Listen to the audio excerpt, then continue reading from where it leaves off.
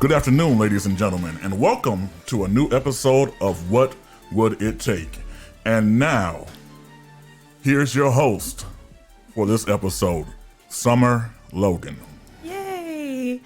Hello, everybody. Welcome to What Would It Take? This is like our third tape episode. That is like so amazing. I know, right? Okay, so this week we have in the studio, and I am so elated to have these ladies in the studio.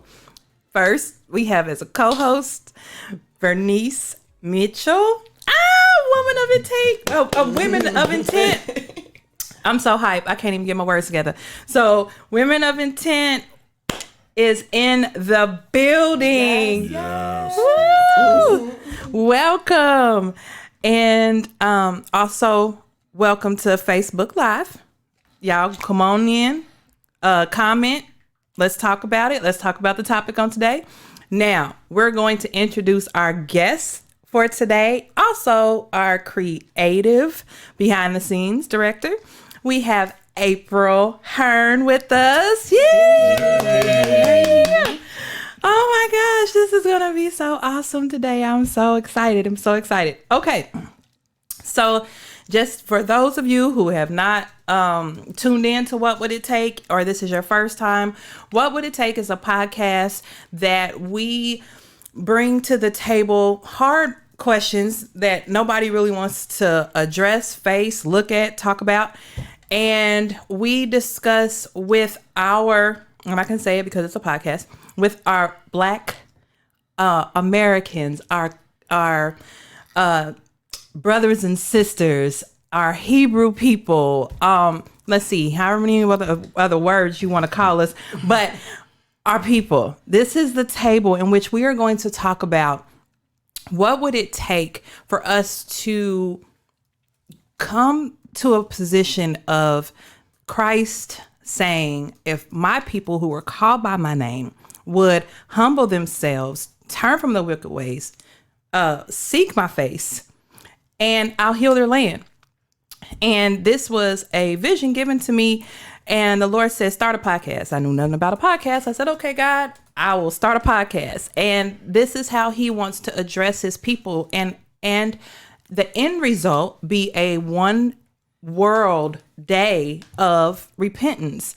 And we're going to discuss what that means to be called by his name. We're going to break all of that down, educate us. Talk to us, break some of the ideologies down and the things that we are struggling with, and be able to get some momentum going. Because like I say constantly, I want off the hamster wheel. We have been going through these cycles and not really experiencing true freedom. Mm-hmm. So that brings me to today's title, or today's discussion: racism, bigotry, and prejudice. Where do you play a part? Or do you play a part in any of it? So that's my first question is, are you a racist? Just point blank, period. Are you a racist? Are you a bigot? Are you just prejudiced? Or are you any of the above? So we're going to discuss that today. We're going to go on a journey, and we're going to break those definitions down. Just because you think you know, you may not know. And what brought me to this was I saw Aprile's post. And I saw her post on Facebook. And I said, nobody's really saying that out loud. They'll think it, or they'll say it behind closed doors. We'll say it at a barbecue, or, a meeting, but we will not say it out loud. And I appreciated her. And so, Aprile. All right. So, Aprile, let's talk about this post. And even if you want to read the post, and then we'll expound on there. My memory. All right. I make a lot of. It's okay. And so this post was. Was it the one where I was talking about my prejudice towards white women? Well, it was towards, I think, white people in general, because there was a situation that happened like during that moment? And okay, Yeah, you know I what I'm you're talking about? Yeah, Okay, go for it. Yeah, so okay, for those of you that are tuning in that may not know, I am an active protester in Louisville, Kentucky. I choose not to say that I'm an activist. I like to use the word liberationist, and the reason for that is because after we march, I still want to continue doing the work of the movement, which requires me to educate myself to be able to go into places where policy change can happen. So along this journey, my eyes have been open to a lot, and not only about others, but about myself. And one of the things that I noticed was that I do have a huge deal of prejudice towards white people. And it's not something that I'm proud of. It's not something that I want it to be, but it has to do directly with my experience just being Black in America in regards to our housing systems, our school systems, our judicial systems, and even our financial systems. And so I have trust issues with white people in power. I speak on that heavily. I learned that I had this issue while in therapy. And so it took for a white person to tell me that I had trust issues and help me to identify how that developed in me.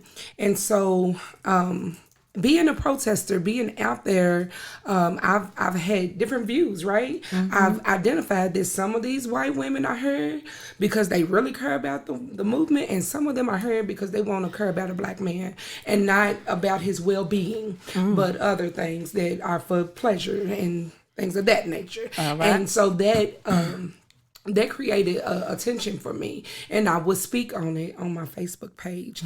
It may not have been appropriate, but it was my truth, right? And so I stood on that truth. I've learned now to express that in ways that would help these white women be better allies, instead of just me tearing them down and wanting them to feel my pain and go away. Because truth of the matter is, in order for us to really get the liberation that I want to see, it will take all of us. And so I did. I spoke out and I let it be known that I have a deep prejudice towards white people. But there was an experience where I was at a club. We were celebrating two of the protesters who had graduated.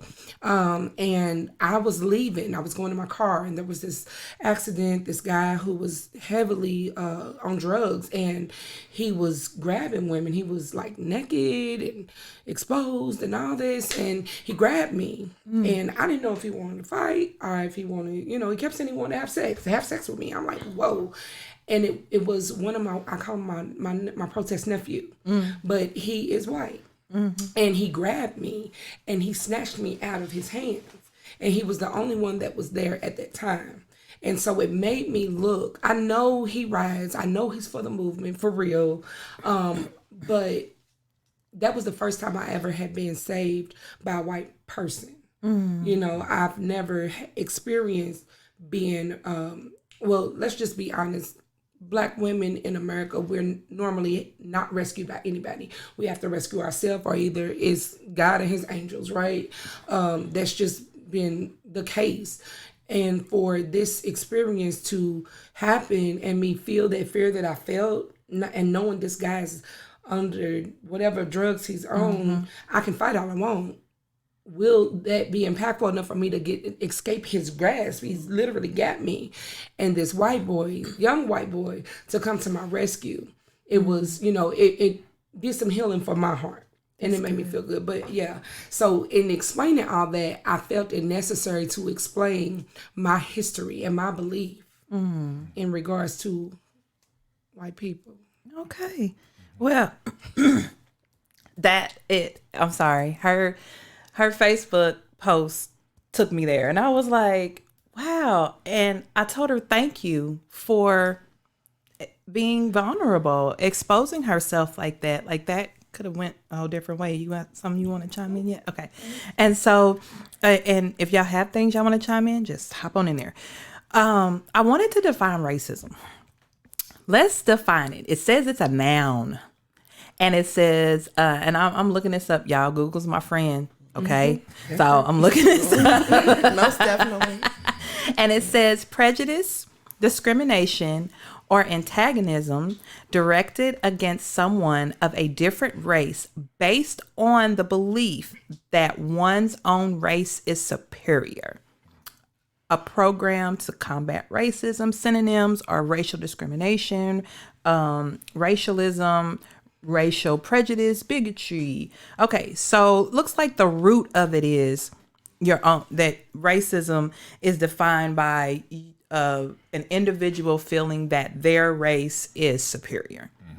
And so then they will almost like bully another race that they feel is less than. Okay.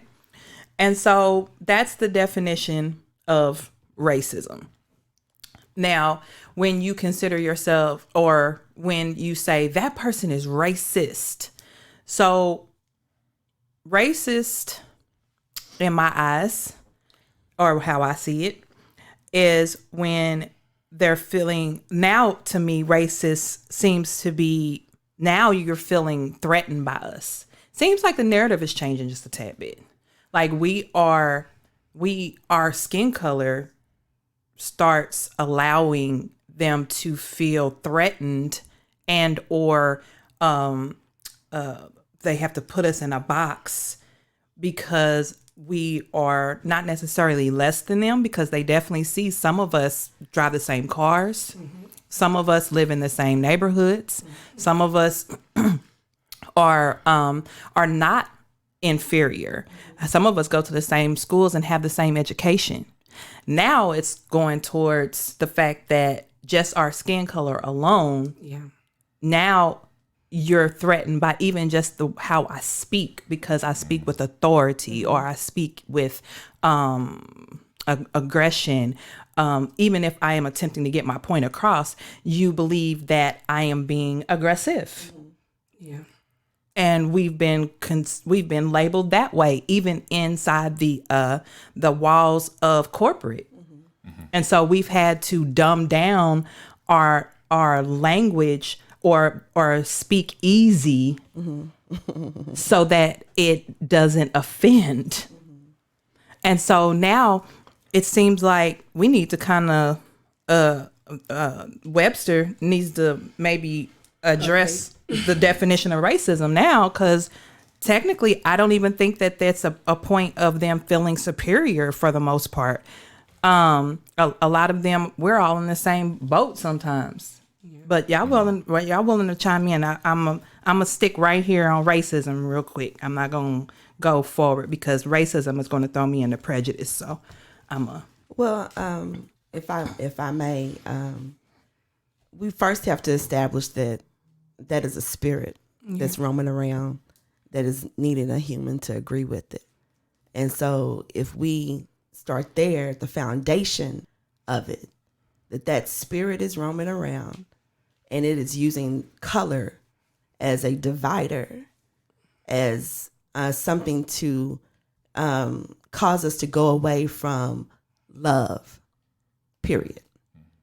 And so if we establish that, and we know that, then we, the people that are on the opposite side of receiving those behaviors of that demon, because call it what it is, then we have to know our power to work against what it is. Yeah.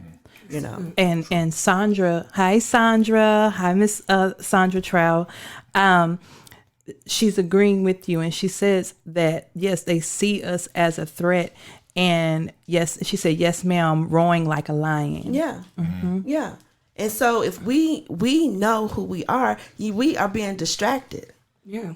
By everything, everything that we see on TV, everything that we do, we are being distracted from knowing who we are.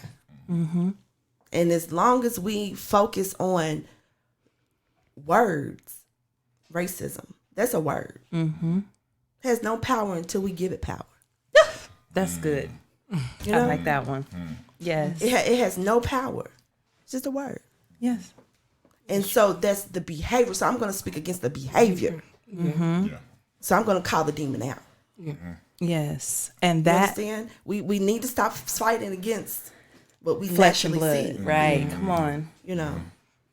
Yep. Natural That's good. sight. And so that I you are sparking me. And I thank you. I thank you because that is what I posted inside of What Would It Take Facebook page. It's like, come on. And I put it on my regular page. I'm like, y'all, this is a spirit. If you see it in the spirit and not looking at its flesh, because it's going to keep taunting you. It's going to keep using who it can. And it's not by circumstance that it is attacking white culture, white people. Okay. And then it also can also go into black as well. Like it doesn't have, it's meant to divide. So it's going to come at whomever, because it also attacks black men, because they'll say, I don't want no black woman. I don't like them. Ain't doing it. Can't stand them. Don't want it. And it'll attack us to where you light skin. And then it'll go to you're dark skin. It's going to get into whomever it can utilize. Some of the stuff don't even make sense why, it comes in and the things that it's allowed to use. But right now we have so much with death that it is in the game to steal, kill, and destroy. It is not playing any games. It is taking no prisoners. It's just taking bounty. And the court system seem to be involved, and the people seem to give way to it, because it's been around so long. It's almost like embedded in a part of the culture and the way that we maneuver day in and day out. I have a natural, not a natural, but I have a fear that recently came up. I'm scared to allow my boys to start driving. They don't have a driver's license. They don't even have a permit. I am I'll just say it out loud because I'll put that on the altar. But I am terrified that my boys will be driving and they will have an experience with police department, because we are still oppressed people, and they'll drive something nice, because I know how we are. We want to make sure they have a good car so that it doesn't break down. But one of my twins was just driving with his friend, and they had a brand new Taurus, and they got stopped for no reason. It wasn't that they had a light out. It wasn't that he ran a stop sign, nothing. They were two black men driving in a really nice car. And they said they met a description of someone stealing the car that they were type of car that they were in. And they kept their hands where they could be seen, and they went along with the police officer, so that they weren't abrupt or anything like that. And he let him go, but it's still that it came. My fears came true. Exactly. Only that my son wasn't driving; his friend was. Right. So, racism equates oppression. And being oppressed, to me, it also equates prejudice. And if we continue to fight with our hands and say these, and see the white America abuse us, it's meant for us to keep hating. It's the action is meant for us to keep seeing them in the flesh and keep hating them, keep seeing them hurt us and keep hating them. It's like a repetitious thing for us to get angry, because at the end of the day, if we get angry and we react and respond, it's another attempt to be able to kill us. And just like, remember in the Bible where they started searching for Jesus? And they knew that the king was there, but Herod had to kill a whole bunch of little kids to try and find him, right? The person is amongst us. The person's person, the answer to the world being free is among us. But the enemy, he only knows in part. But he knows if I can just kill enough of them, maybe I'll get them. There is an answer, and I feel that, I feel like a preacher. I feel my Holy Ghost help. There is an answer among us. And if he tries to kill enough of us and have enough of us kill us, then he can possibly take out the answer. And then the cycle can continue because somebody else will have to be born into that position. So if you're looking at history and you seeing, because even the Bible tells us he's a worthy adversary. And if you look at history and you look at cycles and you look at how the enemy does it, then it seems like our answer is here among us, and he's searching and he cannot find because he only knows in part. And if we kill the ability for him to utilize that artillery by seeing in the spirit and not with our natural eyes, because clearly he wants us and he's antagonizing us to be in fear, to run away and or to fight. I say, I'm a pause right there. Because I say we fight in the spirit, not on earth, not in a fist fight, not doing hands up, but we have to pray. What is it going to do for us to turn to God and seek his face? We've tried everything else. Can we just try this? Can I interject something? Go for it. Just to back all the way up to, I'm a lover of words and our language. Mm-hmm. And I heard you say a couple of times that we are a oppressed people. I'm not claiming that.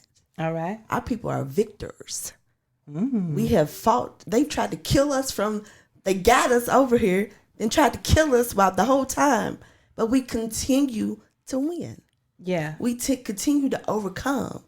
And so if we continue to speak victim, then we are going to continue to be the victim. That's good.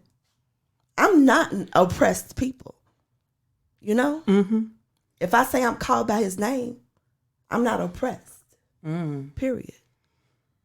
And so I think that just by that alone is a start. Kill the negative.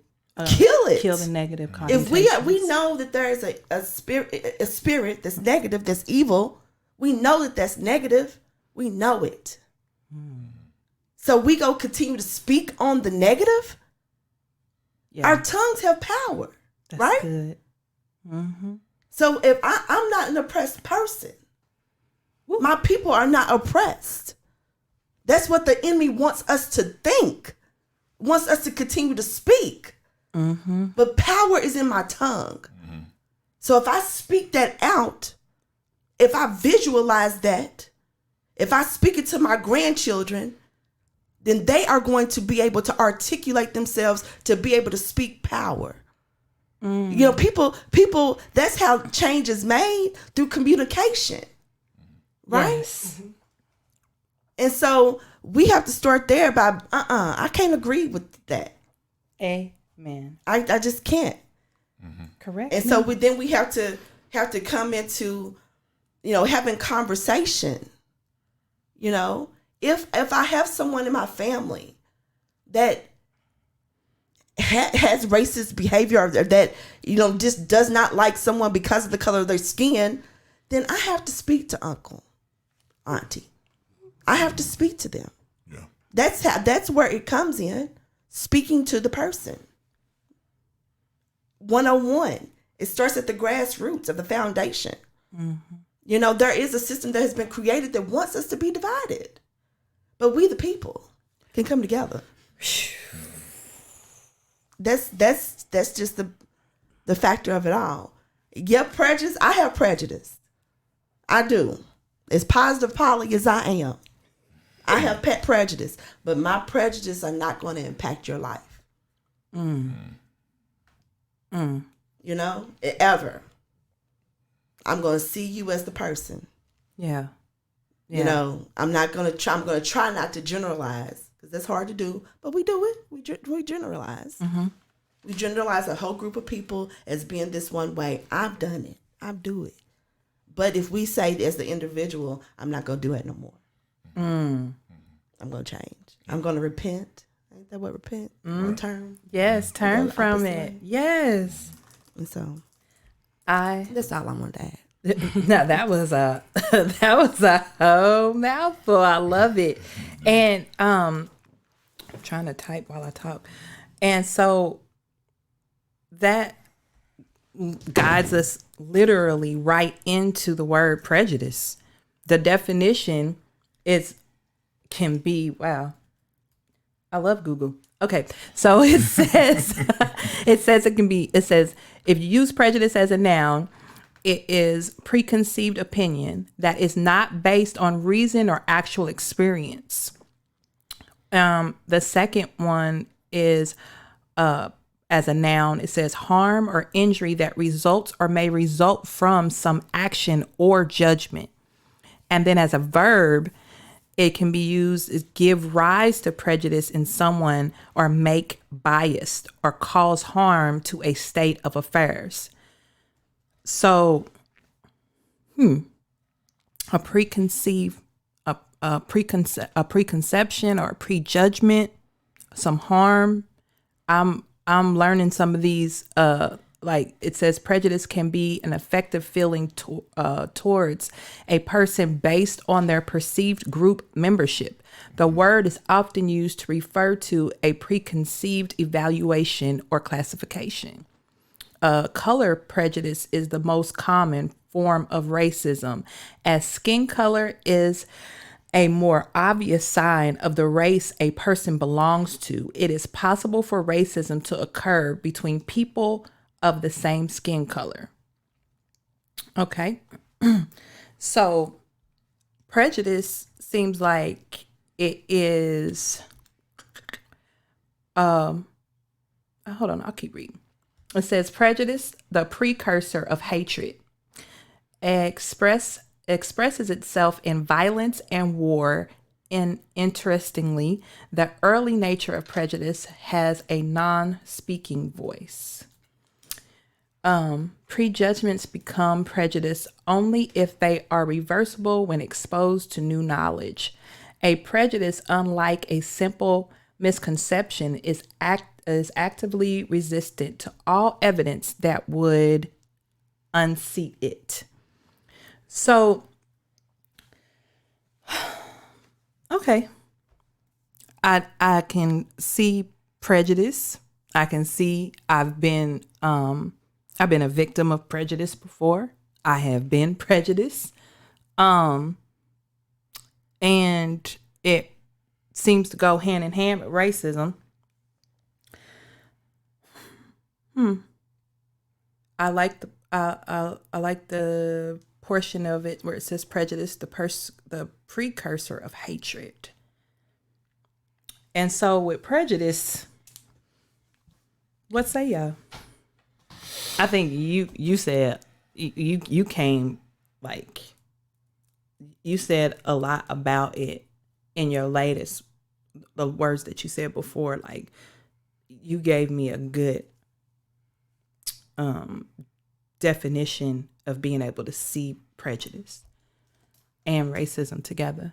But how do we play a part in that as a people is my question. How are we playing a part in that? Because we're asking them not to be prejudiced towards us, right? We're saying, stop being racist, stop being prejudiced. But a lot of times for things to stop, you're asking, you have to see it in yourself too, for someone to stop towards you. Because if you see their prejudice, but you don't see yours, are we going to get anywhere with that? And I'm not saying that people I'm not saying that people are wrong, right, or indifferent. I'm just saying, take your wood out of the fire. It lessens the flame. April, you look like you have something you want to say. I'm just waiting. Hop in there. Go for it. So, I agree with everything that Vernice has said. I do believe prejudice and racism is a spirit. I do believe that. But, and I do believe, I like to look at Black and brown people, not just Black. When you look at Indians and the Native, Native Americans, Asians, and what they're going through right now, we've all been a part of this fight. And I look at all of us as overcomers. I do. I can't help but to, because you see the bounce back. Every time when they brought us over here in chains, we fought, we bounced back, we tried to escape. We got Harriet Tubman, right? Mm-hmm. So we've always, had that victory. After that, you had the civil rights movement. We came out with the victory. We are a people that overcome. And so while that's very true, because of my lens, based on my experience, also what I know is very true are oppressive systems. There you go. I don't like to say we're an oppressed people either, because that I don't like to raise my kids on that. Exactly. But we have to state the fact. There you go. There is an oppressive system that we fight against daily. There you go. And when we look at that for what it is, I don't have time to respond to racist people. There you go. Mm-hmm. I'm fighting systems. And she told me that. She told me that when we lost Travis, one of our great protesters, one of his chants were, take the seats. Out of the streets, take the seats. And that was to put us in places of political power. And I'm like, man, I don't know nothing about that. And Vernice spoke over me at the beginning of 2020. She said, sis, I feel God calling you into politics. And I laughed. She's like, Sarah, well, I hate politics. I hate it. Right? And I think just about everybody in this movement, regardless if they 10 or if they 99, they've been driven to go and look at politics. I had flashcards today preparing me for my answer, but I was writing flashcards. I was like, man, listen, you done lived this stuff. You don't need this. But I do have flashcards in my bag about legislation and Congress and a bill and House of Representatives, all of these things that I should know that I don't know. Right now, the educational system, I'm coming to knock on the door. Why aren't we taught these things to the extent of it being embedded in our heads like other stuff in school? So because as soon as they turn 18, you tell us to go vote. But we don't know anything about voting. Nothing. We don't know anything about a Democratic Party, a Republican Party, an Independent Party. We don't know anything about any of that. And you expect their families to teach them when their families don't know. Right. So I say that the war is not against flesh and blood. Right. Absolutely not. But the kingdom is a system. Okay? So it's the kingdom of God against the system of the world. Yes. That's what the fight is for me. Yes. And so like when I group people together and I try to speak on this subject of liberation, that is my standpoint. Now I go out there and I protest because I like to. I ain't gonna lie, you know what I'm saying? I do have some racist behaviors that I have to work on. I have to work on it. You know what I'm saying? I will say this. My baby boy started calling me out when he was like 9 years old. Mama, you racist. Mama, you racist. I'm like, oh my God, I just wanted my burger fixed right. You didn't have to say that to her. You're right. But is it really racism? I don't think that Black people can be racist. I heard that a lot, and I do not agree with that. But how can we think that because the definition, based on the definition, is the one word that some already identified it. They need to update it. Superior. We don't want to be Black people of color. We don't want to be superior. Nope. We want equality. We want to be treated equally, right? So that is why they say we can't be racist. But some of my behaviors. I'm just speaking on That's myself. prejudice. You acting on your prejudice behavior. Yeah, you know? That's what I want you to put in your mind. You're acting on your prejudice behaviors. Yeah. But you're not racist. Right. You don't think, you know what I'm saying, your skin, you don't know, know. but you're not gonna treat nobody. I'm not because of the I don't that's what I'm saying. I don't know. It's your prejudice. There's a difference. I have walked in, especially when I'm in places and I have to go to somewhere where they have the power to make a decision for me, whether it's the doctor's office. That's or your the prejudice courtroom. speaking up. But I would look at this white judge and immediately feel hatred towards him solely because he's white. He ain't even had a chance to open up his mouth yet. And I know this because there's a judge that has a dog. He's blind. I can't think of his name, but everybody knows him. And I immediately, just because he was a judge, I just started in my mind, oh, this and he, you know, white this and white that. And he gave me the best experience that the Hall of Justice ever had. And he didn't deserve any of that I had conjured up about him. And I did not give him a chance because he's a white man in power. And based on my experience, I don't fool with you off top. And that's the same thing that they do to us. So can we be racist? I don't know. But they don't even do it based on their experience. You based it on your based experience. on my experience. They did it because their grandparent was, didn't like black people. Right. But But remember, Malcolm X said that their experiences were going to come through media. They experience us through their TVs. Not necessarily. Rural America physical. has never experienced. Some of them ain't. I've taken care of. I work in foster care. I've taken care of a young guy. He calls me every day because now he's back, in the community. But he told us, I've never seen a black person until I came here, and he was raised to be racist. Right. But he calls me every day because he received love. Yes. And now he said, I'm going to Wolf County. I said, okay. He said, ain't no black people there. I said, you want me to come with you? He said, they'll kill you, Miss April. I said, I don't ever want you to have that fear in your heart. I said, now what are you going to take back with you? He said, the love you gave me.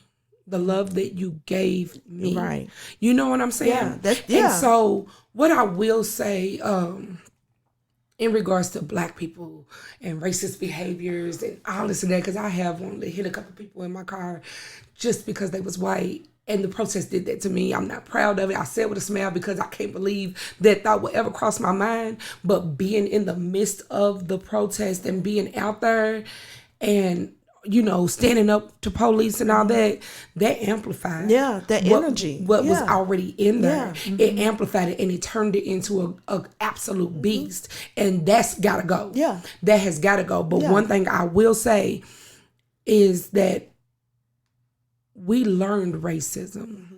We learned it from white people, from the way that we were treated in slavery. All this fighting and beating and even whooping my kids. I whooped my kids one day and broke down. I'm crying. And my kid is standing there looking at me like, what happened? What's wrong with you? I'm the one hit. Because I immediately thought about slavery.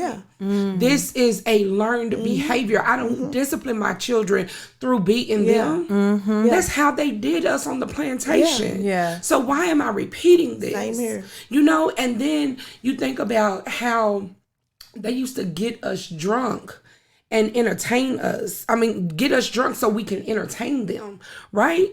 And then we still doing the same thing today. But they paying us more. And I noticed that in commercials that they are paying us, and we are like, it made me mad because we were sitting there and I was watching this one commercial, and it was a black lady. It was an ice cream commercial, a bunny ice cream commercial, and this other nationality was playing his guitar, and it was like boring to the other three people that was on the couch, and they was like, and then she started eating the ice cream, and put in your mind what stuffed animal comes to mind when I say this. She immediately gets up and she starts having her cymbals. She got the drum on her back.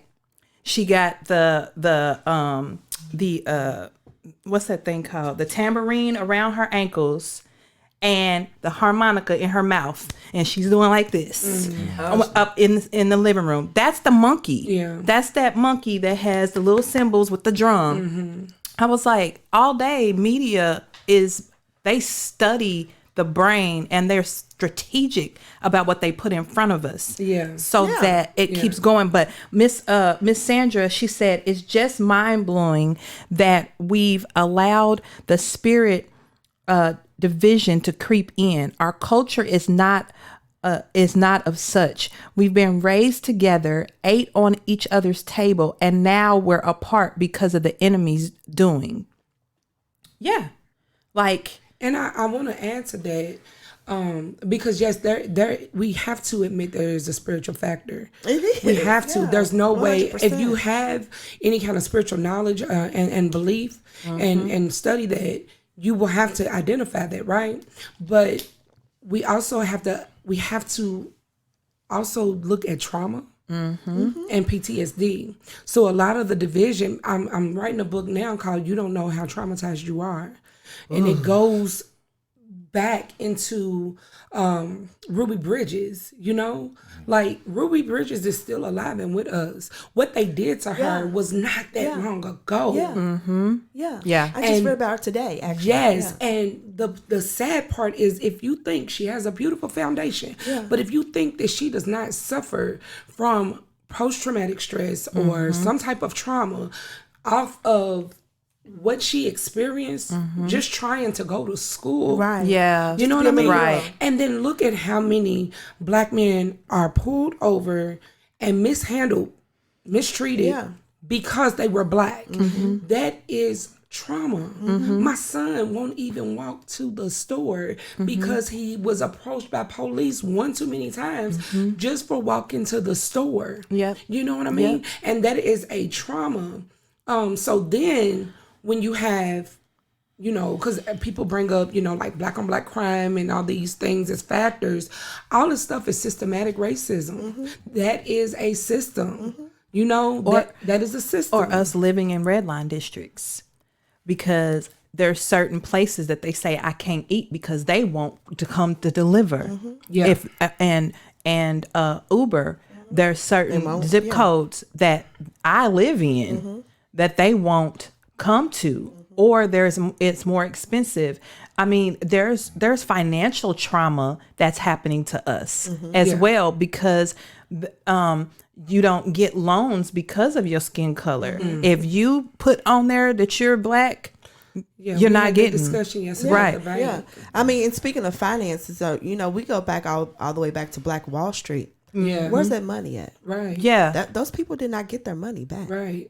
Their money, all those years, that money has been accumulating Yeah. And over that the was years, here in Louisville. and that goes down, down. You know, Yeah, it was 132 black-owned businesses that went from 6th and Chestnut to 13th and Chestnut, and all of them were bulldozed. But that's the about one in them? Louisville. But Right, I'm talking but about the one in Tulsa, Oklahoma, where they burned down everything. They bombed. They had the military bomb us. Yeah, you know, that's how much of a threat. But we're still here. You know, Right, so- come on. We're here. victors, like you said. Yeah, that's where I was going when I was talking about how much we overcome.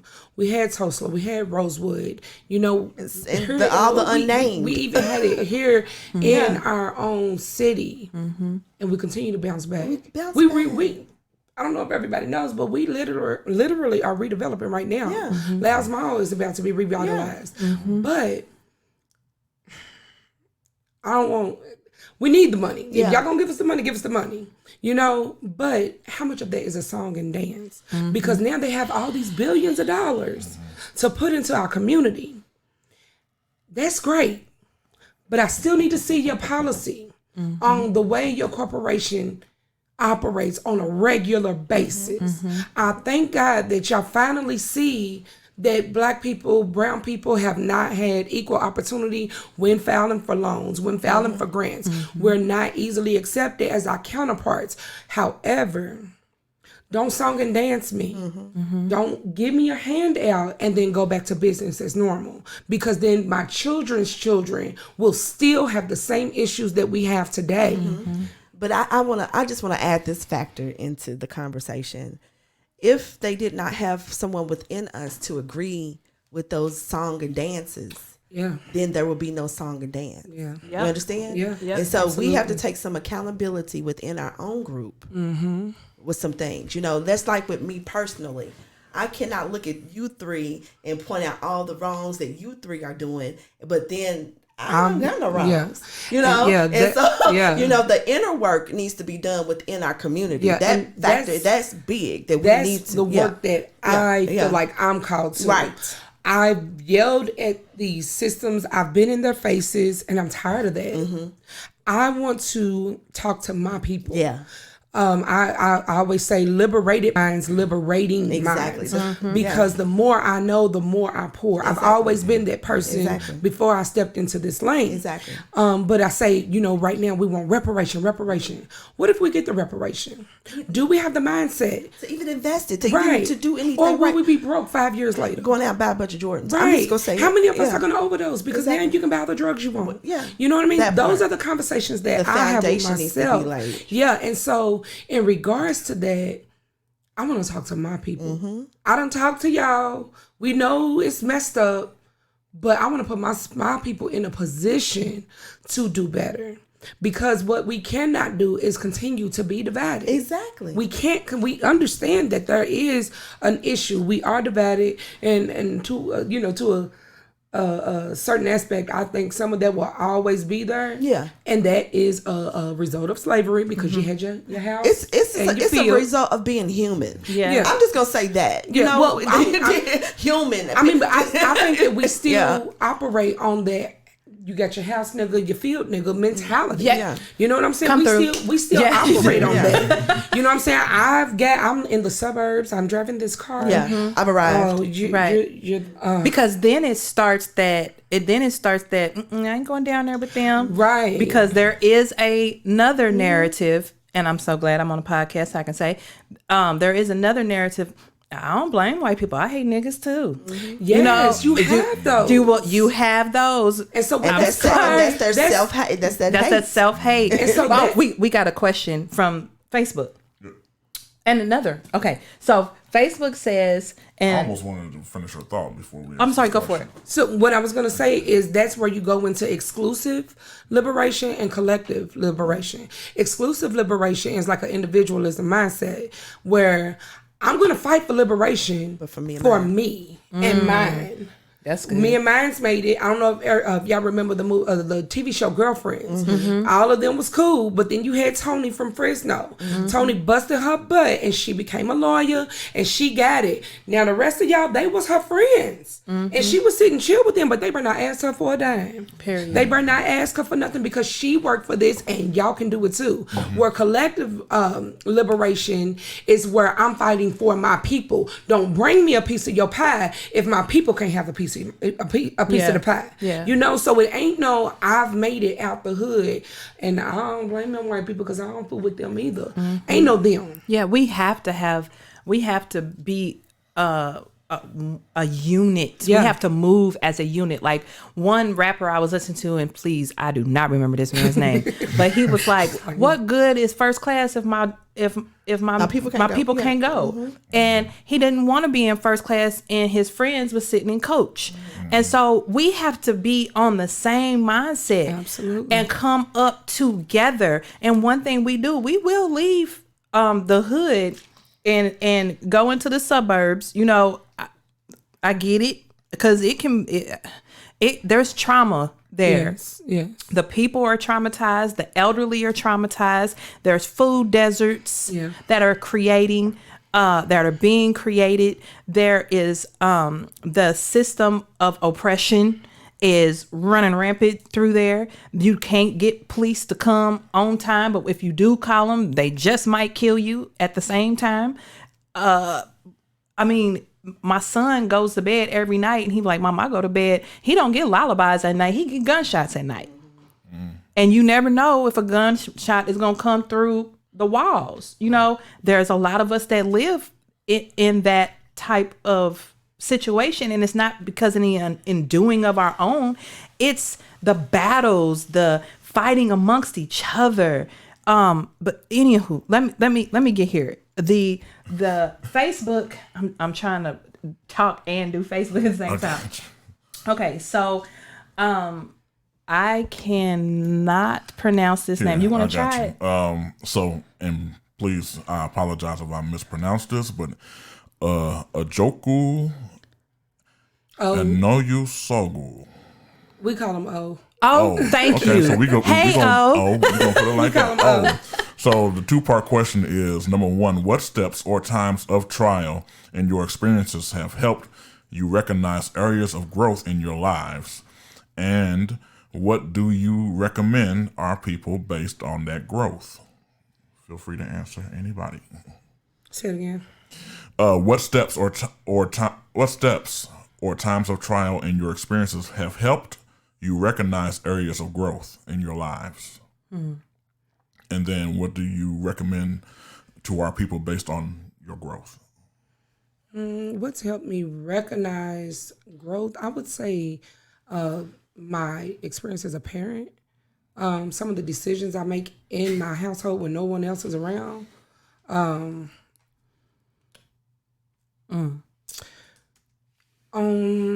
of the responses that I have to things show me my growth. It's no one aha experience. Like, it's not no big moment. It's small moments. I think that, where I would have responded to something in a way, and like my response now might shock me. You know what I mean? Like, that kind of shows me my growth. Then, of course, you have things like I look at my bank account, I look at my credit score, and I can see that growth, right? But I think that's more discipline than growth. Well, you're being educated. Yeah, and I'm making conscious decisions to do this, and I think the growth comes from that. And so I think that is where I see my growth, just in my everyday life, when I'm talking to my children, when I'm trying to lead them in a certain direction. And that's different from when they were smaller. Of course, it's going to be different because they're older, but I see like my mindset changing. And the way that I pour that and, give that back to other people. Was that the second part of the question? It says, what do you recommend to our people based on that growth? Yeah, based on the growth. Yeah, I don't know if I have the correct answer, but based on my growth, I think that we just have to look internally. We have to do more exploration in regards to what our triggers are, what our trauma is, and take a big boy, big girl approach to that. And understand that we have personal work to do with ourselves. And I also think that we have to see value. We have to get to a point to where we see value in one another. That's right. I'm not so quick to cuss you out when you offend me because I see you in me, and I know that whatever you did to offend me, you didn't wake up with the thought that I'm going to piss April off today. I don't know what you're going through, and I don't know what your situation is, but I do understand that you're a human being like me. Right. And I need to take those thoughts into consideration when I want to approach you for whatever you make me feel. You know what I'm saying? So I think that all has to do with self and just holding ourselves accountable and being responsible for our actions. And I think that if we spend more time doing that, then we will be able to build our communities. I want to see our communities back like they were in the 50s and 40s, where my husbands and wives, they fought, but everybody came back home. And at the end of the day, that those kids, they went to sleep and they seen daddy and mom there. Now, it might not have been all good, but they were there, and I'm not telling nobody to stay in an unhealthy situation or nothing, but you know what I'm saying? Like, we have to get back to building. It has to start with our home life. And what I used to tell my kids' parents all the time when they was in Head Start, what's done at home is what you see everywhere else. Everything starts at home. And so when we take more time to be developed, when there are no lights, no cameras, no people, but you have the integrity that I want to see a better me, regardless if white people are around or black people are around or whatever.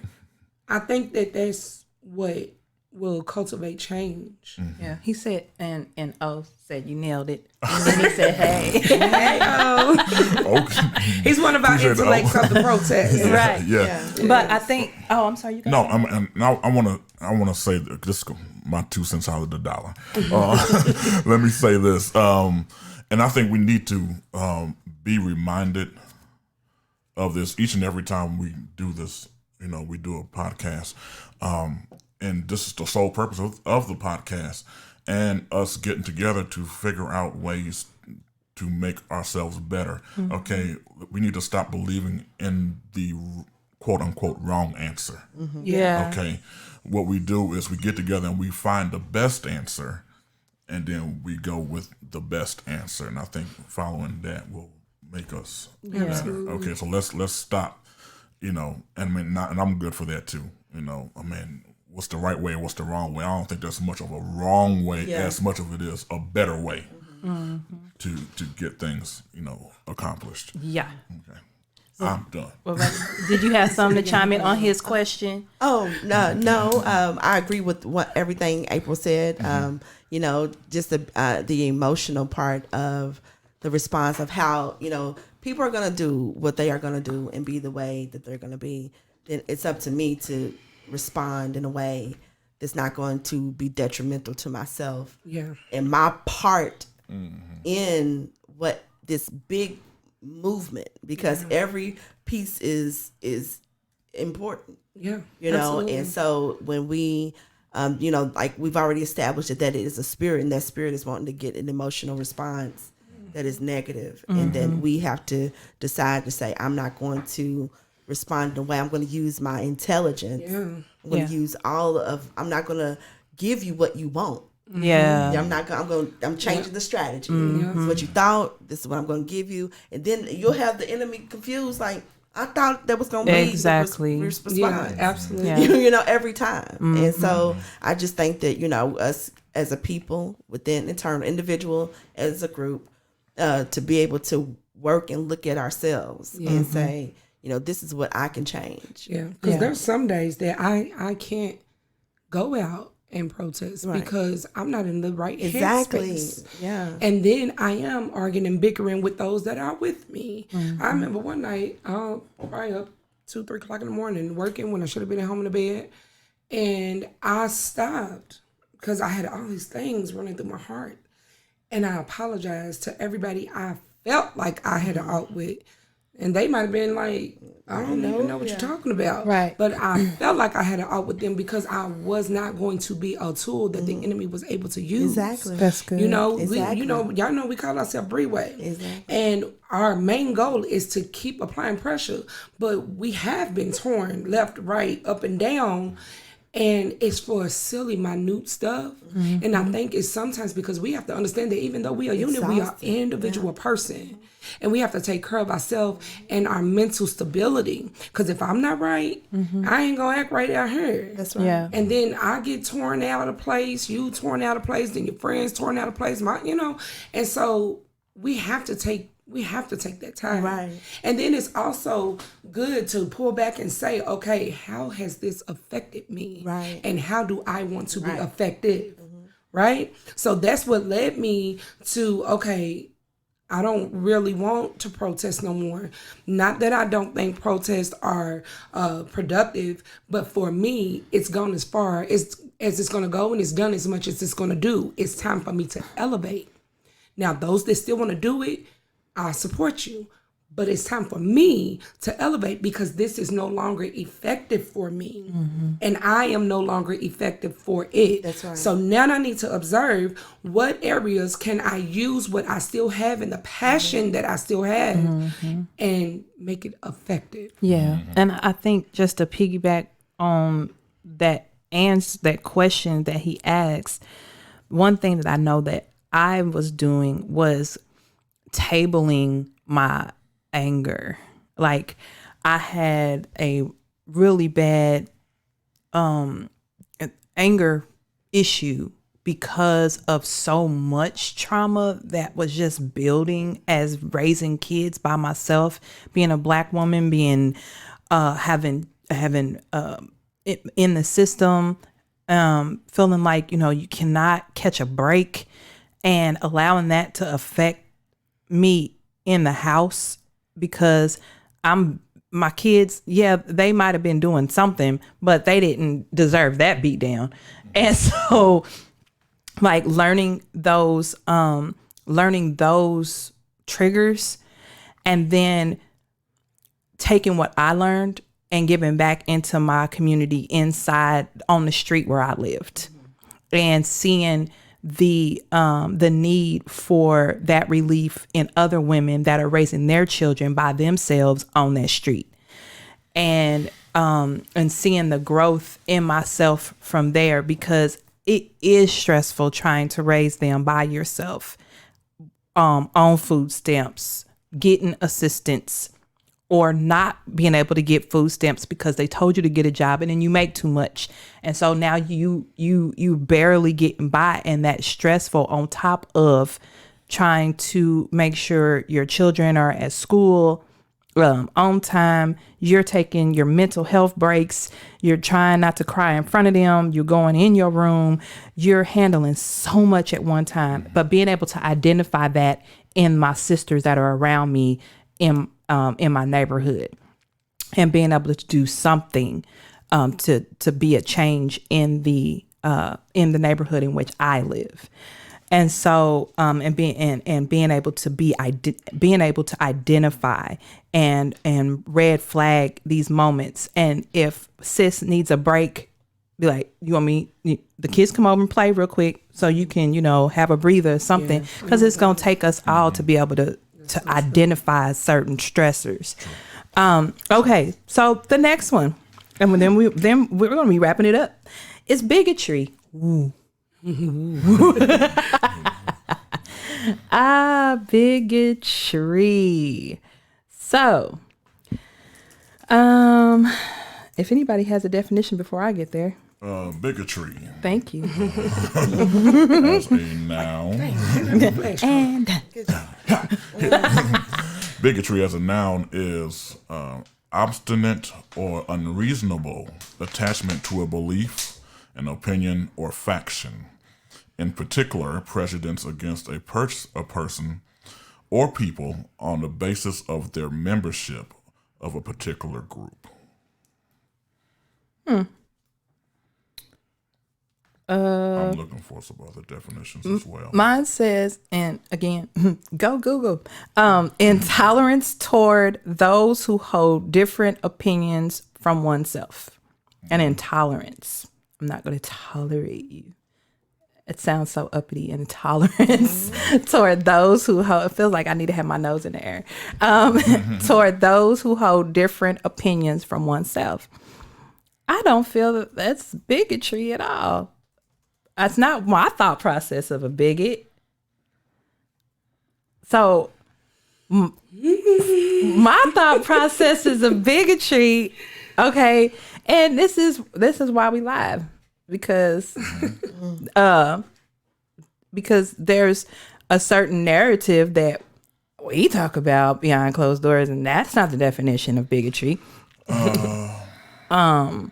did you just say? Because it says bigotry, meaning that, another one from Cambridge Dictionary. It says the fact of having an expressive, strong, unreasonable beliefs and disliking of other people. What was the first definition? So can I give a picture of a bigot? Yes. Sure. A picture of someone who practices or believes or is in the school of bigotry. That is, I bring my white boyfriend to my home, and my dad it writes me off. Don't come in my house. Don't sit on my couch. I have no tolerance for that. You know, so that's what bigotry, the school of bigotry is. You know, that I am going to, my views, my disdain for something, I am not going to hug that child, that mixed baby that you had. You know, I'm not gonna that child is not of any, you know, of any relationship to me. That's what bigotry does. It's a poison. Now see, what I thought bigotry was I have, and this is like the one comment that makes me feel like you a bigot, is they say, I like black people. I got 2 black friends. Oh God! And you be like, wait a minute. If you can count, how many black friends you got, I think that needs its own word. what is I that? don't even know. Silly, Dylan. Yes, yeah. You just silly. I don't know if that's bigotry, but I just think that's Selective racism? I don't even think it's that. It's just Because I don't, like, for real, I have some white people that I love, like they family. Me too. You know. Me too. But I only have a few of them, you know? I don't have, so if that person is saying, I have, you know, they're thinking about their friends who are black, and they say, well, I have these people who are my friends. Because I've never counted my white friends. I've never don't. They're just counted my them. friends. Yeah. You know, they're just friends. Yeah. I don't say And for white me- or black. They're just people I love. Right. You know, I- and I've so never counted I them. guess that when a person says that, they're trying to say I'm relatable. Yeah. I got these Right. you know, I don't know. Well, they're trying to identify that I'm not racist. This is what I'm not. Yeah. Right. You know, It's just a I preconceived have. notion that they're going to think that way about you. Yeah. Right. Yeah. Basically. Yeah. But can I just knew y'all was gonna touch on it. I just knew it. But when I think of bigotry, and my first example, God give me the words, the first display I seen of bigotry. Do I want to go here because we live? Hey, No. it's a whole podcast. Go for it. Let the spirit guide Shut you. Shut your mouth. If the spirit says open it, open it. Right. And if your tongue cleave to the roof of your mouth, you know you wasn't meant to say it. Go ahead. My first example of bigotry was in the church. I hate to say that. Unfortunate reality, but it's a reality. What's the reality? That was my podcast. Yeah, that's the first time. We got before time. I saw it in race and cultural, ethnicity and all that. I saw it in the church when I came to the church. I came as a single mother from the hood chick. You know what I'm saying? Dress ratchet, all that good stuff. You know. Drug selling, didn't really have any comprehension of the word outside of this little light of mine, you know. And it was like they wanted to, so when I say they, just so many different people wanted to groom me and get the credit for grooming me, right? And make you presentable. presentable. They wanted to, I guess, I don't know what that was word to me, but when I continue to be myself, like now I'm full of the word, but I'm still me. You know what I'm saying? I'm not getting ready to marry nobody just to have a husband. And, like, man, I was treated different. Yeah. Because I stayed true to myself. I was treated different because I would bring up topics of sex in Sunday school and drugs and alcohol. The intolerance. And in Sunday school. And I brought it up because I thought this was a safe place to have a conversation. And if I'm struggling with it, I'm supposed to be able to go to my brethren. I'm supposed to be able to go to Christ-like people, Christ-minded people. And we supposed to, share our testimony one to another, and I'm supposed to overcome from that. I'm supposed to find strength in your story, and you tell me how you did it, but instead you want me to think that you came out saved, and you want me to think that you ain't never had an issue, or that you ain't never, you know what I'm saying? Yeah. So how then am I supposed to learn? And the Bible says older women teach the younger women. But if you older women fail to do that, then it's never going to happen. Yeah, or do it from a place of not allowing that person to be an individual. Right, and giving them the grace and the space to grow out of what it is. You just want to deliver. You want them to be delivered, walk out, and I'm brand new. Yep, I was brand new for a whole year. And then I went straight back into a pattern. You know what I'm saying? And it is because I wasn't really healed. I just did a thing. Yeah. I did it, and I was successful in doing it, but the way that I was treated when I was still participating in certain behaviors, and then I came out squeaky clean, right? I came out, I'm done drinking, I'm not having sex, I'm not doing all these things, I'm finally accept this call to preach, and yada, yada, yada. You're my sis. Come on. I love you, girl. Yes. You remind me of the word of God. I just see God all over you. But then as soon as I show just a little bit, that I'm still dealing with this thing. Instead of you coming saying, I got you through this. Come on, you got this thing. Keep going, keep rolling. You back up. That's right. And you cut off. And I'm no longer acceptable in you or your circle. In your life or your circle. You was just calling me sis and telling me how much you love me. But now I'm no longer accepted. And that's like, that to me is the worst form. That hurts more than any white person not accepting me because of the color of my skin.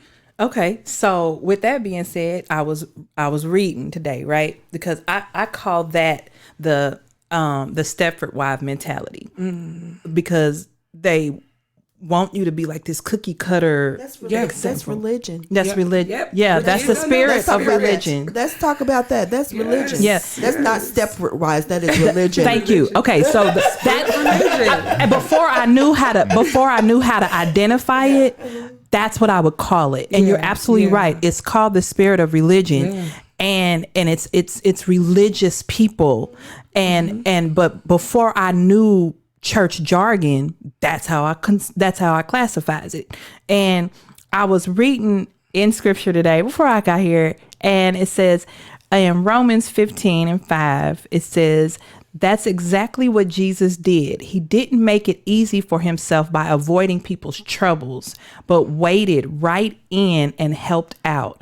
I took on the troubles of the troubled, is the way scripture puts it. Even if it was written in scripture long ago, you can be sure it's written for us. God wants the combination of his steady, constant calling and warm personal counsel in scripture to come to characterize us. So it's easy for people to try and remold you, but not get into what is troubling you, because that's called discipleship, which I love about Vernice. Yes. Because absolutely. Vernice will disciple She's right you. there. She is right there, honey. Through thick and thin. Yes. I'm telling you. That's somewhere over there. And somebody's live ended and it started. Oh. Playing. Is that me? I'm like, what is that? Anybody stop it. And so, thank you. And so, like, that's what I noticed, from people, and that I had one church say, well, just be mindful now. You over there at Women of Intent, y'all do a lot. I want to make sure that that if people come here, that they don't have that expectation. We can't meet what y'all do over there. Well, ain't you the church? I said, well, hold on. Well, wait a minute. I love her, and I love discipleship and what we're doing. Hello? And I don't name no names. But what I can say is we have gotten away as a church body, discipling the people, waiting and wanting for the seats to be filled and full. But you're getting so many people as a church body that you cannot disciple them. and like comments effectively. Yeah, comments like that make me cringe. I can't even speak right now. They make me cringe because you. Sorry, it fell out my mouth. What do we tell people? I can edit it out. We tell people, come as you are. God will meet you where you at. Mm-hmm. You ain't got to do the meeting, sis. So what are you worried about? We can't meet what they doing. No, don't worry about what they doing. What are you willing to do though? Mm-hmm. Like you having the wrong conversation. Mm-hmm. Where is the Christ in your heart? You know, because it might not even take for you to do whatever it is that you think they're doing. It might not even take that. But are you willing to do anything? Because to me, you should. Like, I don't even hear it in your voice. Yeah. I don't even hear it in none of that comment. I do not hear Christ. Yeah. Why That's would I good. come to you for trying to find this road of salvation? If I'm struggling with something that hinders my walk with Him, mm-hmm. You just told me you are not available to help me get my feet on the right path. Yeah.